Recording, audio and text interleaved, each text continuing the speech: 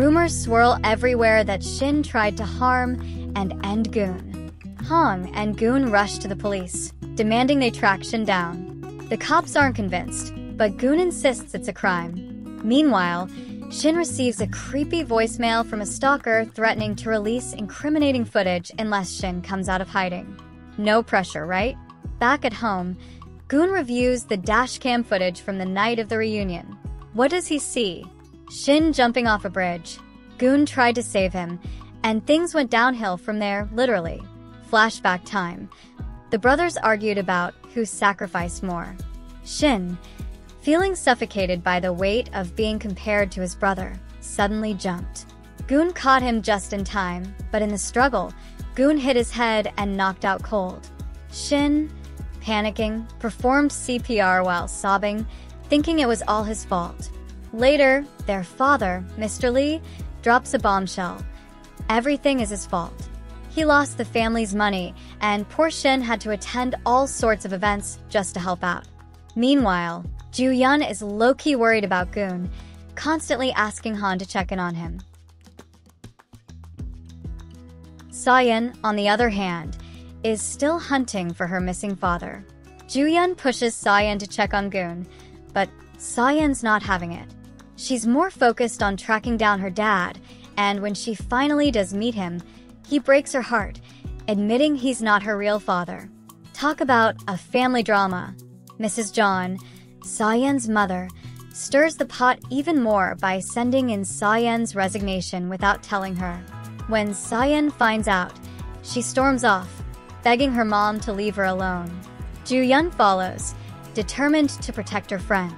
Meanwhile, Shin is freezing by the beach, hoarding blankets, and too embarrassed to ask Ju-Yeon for help.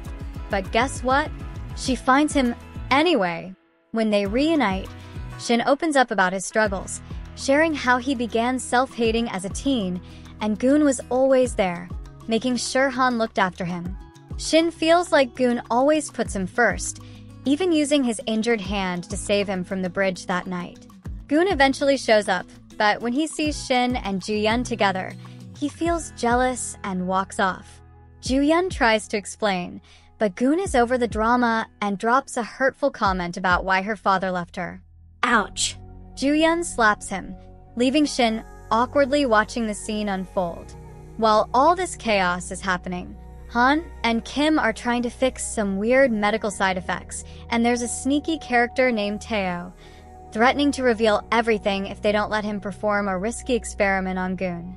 In the end, Ju-Yeon races to find Goon at a tennis court, scolding him for worrying her, and surprise, they share a kiss. Shin was finally allowed to come home after being cleared of all charges, but his return was far from peaceful. He was exhausted and wanted to take a break for a year, but his family wasn't having it. His mom, in particular, wasn't thrilled and kept reminding him he's still young and has a lot more to accomplish before retiring. His dad and Hong piled on with emotional blackmail, but Shin stood firm in his decision. The only person supporting him was Goon, his brother. Though their relationship had been rocky, they managed to patch things up in an awkward but heartfelt way. Shin even deleted Ju-Yeon's photo from his phone, determined to move on. Over at the hospital, things were no less chaotic. Han was forced to hand over the directorship to Tae-oh to buy some time. But Tae-oh wasn't satisfied. He wanted to go ahead with a risky surgery in just 3 days. Ju-Yeon hoped to use Kim's research to eliminate the surgery's side effects. She and Tae-oh clashed, with her accusing him of not caring about the patients. Tae-oh mocked her, claiming she never really cared either. In a more uplifting twist, Goon was helping Se-Yan find her father. After digging through old archives, they found a newspaper article with her father's picture. Se-Yan was overjoyed and hugged Goon, grateful for his help. As they worked together, Goon also made a connection. The stalker sending threatening letters used saliva-sealed envelopes. He immediately informed the cops to run a DNA test. Se-Yan, on the other hand, had her own drama. She returned home to find Mrs. John and her bodyguards waiting for her. After an argument, Se-Yan ran away when a biker crashed near their car. To her surprise, The biker was her father, and they shared a sweet reunion, spending time eating snacks and buying flowers together.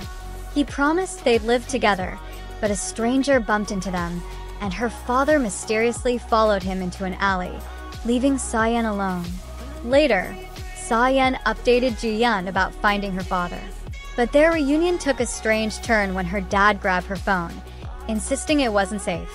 Confused but trusting him, Se-Yan agreed.